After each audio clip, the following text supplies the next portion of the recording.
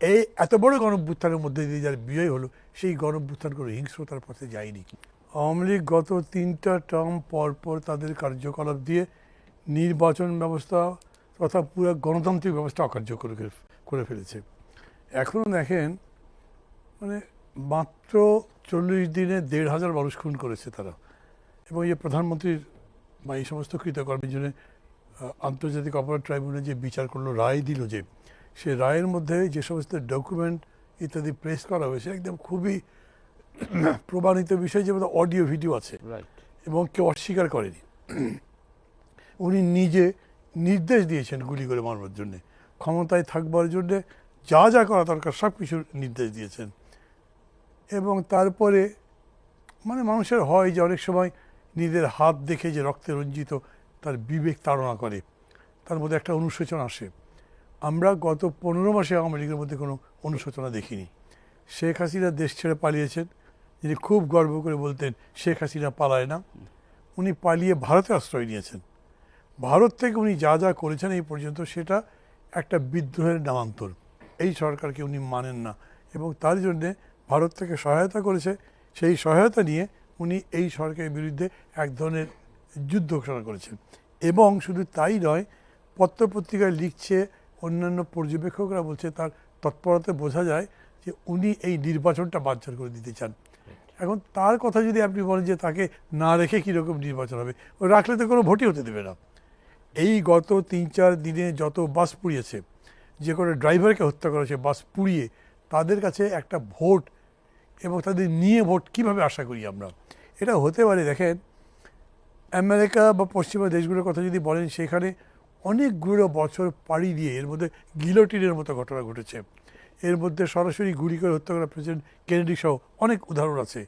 সেই সমস্ত দেশ আজ একটা জায়গায় আসছে যখন তারা মোটামুটি গণতন্ত্রের চর্চা করতে শিখেছে, গণতন্ত্রের মূল্যবোধ মানুষের মধ্যে আসছে, একজন একজনকে শ্রদ্ধা করতে জানে, কথা বলবার সময় সম্মান দেয়, আবার কেউ যদি কারোর বিরুদ্ধে কথা বলে খুব ধৈর্য সহকারে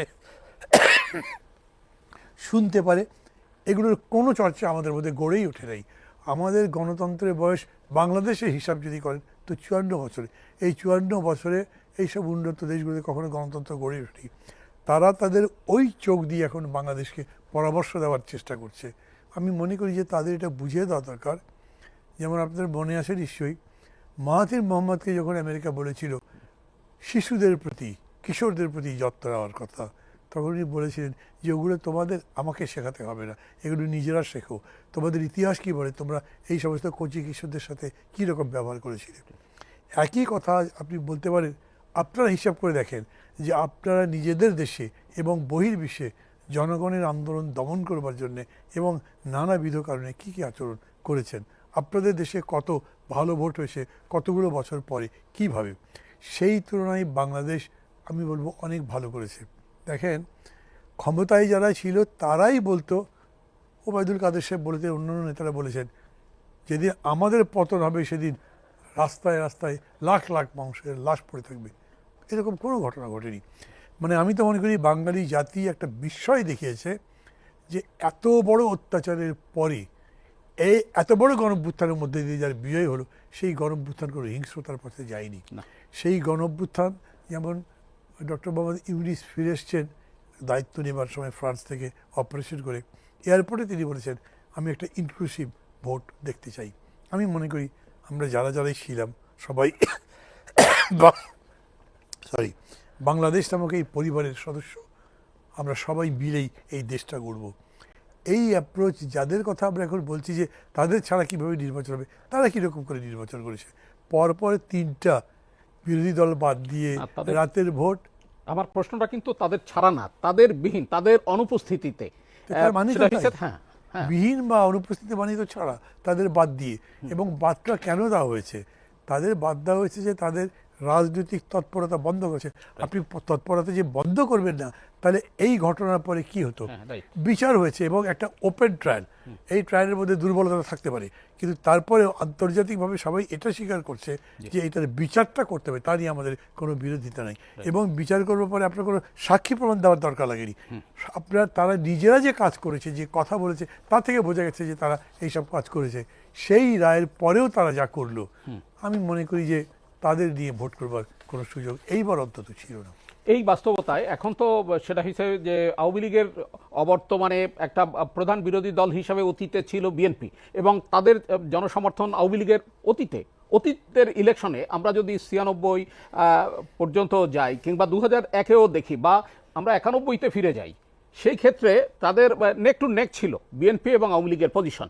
তো আওয়ামী লীগ একটা বড় দল, সেই তুলনায় কিন্তু জামাতে ইসলাম কিংবা অন্য যেসব দল আছে তাদের অবস্থান কিন্তু অনেক পেছনে।